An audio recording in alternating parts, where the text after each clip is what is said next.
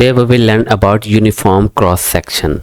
The cross section of a solid means any cut through the solid, ठीक है, perpendicular to its length. अब ये solid है ना, ठीक है, इसकी लेंथ के perpendicular ऐसे कट लगा देंगे ना हम, तो इस तरह का जो फेस नज़र आता है वो क्या होता है, सॉलिड का क्रॉस सेक्शन कहते हैं. ठीक, अब वो कहता है जहाँ भी कट लगा दें तो वो हर जगह पे कट एक जैसा ही होगा. ठीक है, क्रॉस सेक्शन एक जैसा ही होगा जहाँ भी उस बॉडी पे लगते हैं. तो जब वो एक जैसा होगा तब हम क्या कहते हैं कि उस बॉडी का क्या है, यूनिफॉर्म क्रॉस सेक्शन है. मींस कि हर जगह पे वो क्रॉस सेक्शन एक जैसा. अब देखें, यहाँ पे कट लगाया ए पे तो भी फेस ऐसा ही आया, यहाँ पे कट लगाया तब भी फेस वैसे ही आ रहा है. तो दोनों फेस सेम है, तो मीन्स के ये यूनिफॉर्म क्रॉस सेक्शन है सॉलिड का. अब इसको देखें, ये ठीक है रॉड की शक्ल में है. अब इसे यहाँ पे भी कट लगाएंगे तब भी इसका सर्कल आएगा, यहाँ भी कट लगा देंगे तब भी सर्कल आएगा, और एंड फेस जो है वो भी सर्कल में है. तो सारे सेम हैं, तो इसका क्रॉस सेक्शन क्या हो गया, यूनिफॉर्म हो गया. अब इस कोन को देखें, यहाँ से कट लगाया तो स्मॉलर सर्कल मिला है हमें, फिर हमने जब और नीचे से कट लगाया तो बड़ा सर्कल हो गया, और जो एंड फेस है वो और बड़ा सर्कल है. ठीक, तो ये सारे सर्कल्स एक जैसे नहीं हैं, तो इसके क्रॉस सेक्शन क्या हो गया, ये यूनिफॉर्म नहीं होगा. ठीक है, तो यूनिफॉर्म क्रॉस सेक्शन वो है जो हर जगह से कट लगाएं तो एक ही जैसा फेस हमें देखने को मिले. Volume of solid of uniform cross section. अब यूनिफॉर्म क्रॉस सेक्शन का जो सॉलिड होता है उसका वॉल्यूम कैसे फाइंड करते हैं, एरिया ऑफ क्रॉस सेक्शन, ठीक, multiplied by length. For example, अब ये इसका सर्कल है ना क्रॉस सेक्शन, तो सर्कल का एरिया फाइंड करेंगे और उसको इस टोटल लेंथ से मल्टीप्लाई करेंगे तो इस सॉलिड का वॉल्यूम आ जाएगा. तो ये फार्मूला है यूनिफॉर्म क्रॉस सेक्शन वाले सॉलिड का वॉल्यूम फाइंड करने का. Example number 1, find the volume of the solid drawn in the figure. अब ये फिगर दी गई, इसमें ये सॉलिड है. अब इसका क्रॉस सेक्शन क्या है, ये इसका क्रॉस सेक्शन है. ठीक है, यूनिफॉर्म क्रॉस सेक्शन है, ये हमने यहाँ पे फिगर बना लिया से. अब इसका क्रॉस सेक्शन, ठीक है, फ्रंट फेस है, इसका एरिया हम फाइंड करते हैं. अब इसका एरिया कैसे फाइंड कर सकते हैं, ये कंपोजिट, ठीक है, शेप है, मींस के दो शेप्स को मिला के बना. तो हम क्या करते हैं, इसको डिवाइड कर देते हैं. इस रेक्टेंगल का एरिया फाइंड करें, इसका एरिया फाइंड करें, इन दोनों को ऐड करेंगे तो टोटल एरिया आ जाएगा. तो ये रेक्टेंगल का एरिया क्या होगा, 8 लेंथ है, 3 विड्थ है, तो 8 3 24. ठीक, अब ये क्या हो जाएगा, ये 2 विड्थ है, इसकी लेंथ कितनी है, टोटल 7 है, 7 में से 3 गए तो ये बची कितनी, 4. तो 2 4 8, 8 और 24 कितने हो गए, 32. तो ये तो क्रॉस सेक्शन का एरिया आ गया. अब लेंथ कितनी है, 9 सेंटीमीटर. तो area of cross section multiplied by length, उसको मल्टीप्लाई करेंगे तो हमारे पास वॉल्यूम आ जाएगा, ठीक, इस सॉलिड का 288 सेंटीमीटर क्यूब, और यही हमारा क्या हो जाएगा, आंसर हो जाएगा. Example number 2, a swimming bath is 300 meter long, 30 meter wide. It is 1 meter deep at the shallow end and 4 meter deep at the other end. Find the volume of the water when it is full. अब इस तरह की shape का bath बना हुआ है. ठीक है, ये इसका क्रॉस सेक्शनल एरिया दिखाया गया, क्रॉस सेक्शन दिखाया गया. तो यहाँ पे 1 मीटर हाइट है, जैसे जैसे आगे बढ़ते हैं तो हाइट और जो गहराई है बढ़ती जाती है. ठीक है, डेप्थ बढ़ गई तो 4 मीटर हो गई. तो अब इसका क्रॉस सेक्शन का एरिया फाइंड करते हैं. ठीक, इसकी लेंथ उन्होंने दी है, कितनी दी है, 300 मीटर लॉन्ग है, 30 मीटर वाइड है. ठीक, 300 मीटर लंबा है और 30 मीटर वाइड है. अब ये क्या है, ट्रेपीजियम है एक. तो इसका एरिया कैसे फाइंड करते हैं, ट्रेपीजियम का एरिया का जो फार्मूला होता है 1/2 मल्टीप्लाइड बाय हाइट या लेंथ जो होती है पैरेलल साइड के बीच में, और सम ऑफ पैरेलल साइड्स. इन्हें जब मल्टीप्लाई किया तो आंसर आ गया 750 मीटर स्क्वेयर्ड. अब ये इस तरह है, तो अब ये इस तरह भी बनेगा. ठीक, ये इस तरह का बाथ बनेगा ना, तो ये टोटल इसकी ये कितनी हो जाएगी, 30. ठीक है, 30 मीटर वाइड है, तो 30 से मल्टीप्लाई कर देंगे क्रॉस सेक्शन के एरिया को. जब मल्टीप्लाई किया तो 22,500 मीटर क्यूब. तो ये पानी का वॉल्यूम आ गया, और ये हमारा हो गया answer.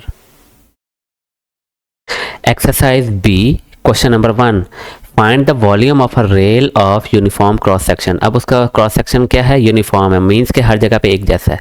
Given area of cross section, अब क्रॉस सेक्शन का एरिया दे दिया है और लेंथ दे दी है, तो उसका वॉल्यूम फाइंड करना है. तो वॉल्यूम कैसे फाइंड करते हैं क्रॉस सॉलिड का, जिसका क्रॉस सेक्शन दिया हो. तो एरिया ऑफ क्रॉस सेक्शन वो क्या है, 12.8 है. ठीक, इसको मल्टीप्लाई कर देंगे लेंथ से, वो क्या 1.26 सेंटीमीटर है.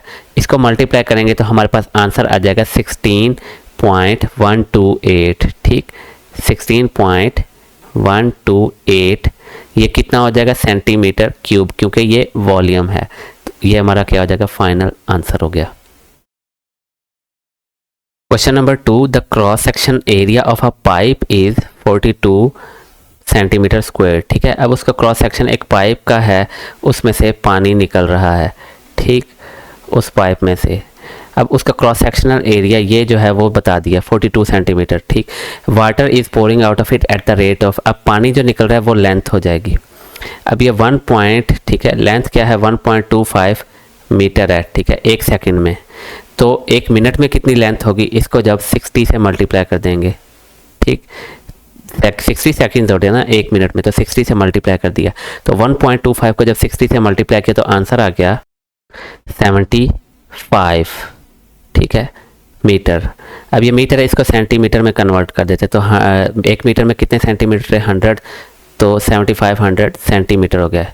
ये कितना हो गया, वाटर डिस्चार्ज, ठीक है, वाटर डिस्चार्ज इन, ठीक है, 1 मिनट में कितना पानी निकला, तो इतना पानी निकला 75, ठीक है, ये पानी की लेंथ है जो निकली है।